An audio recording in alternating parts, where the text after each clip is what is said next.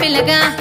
ఓ పిల్లగా యహో పిల్లగా ఎంకటేశు చూడకపోతుంటవో కానకపోతుంటవో నా పిల్లగా ఎంకటేశు చూడకపోతుంటవో కానకపోతుంటవో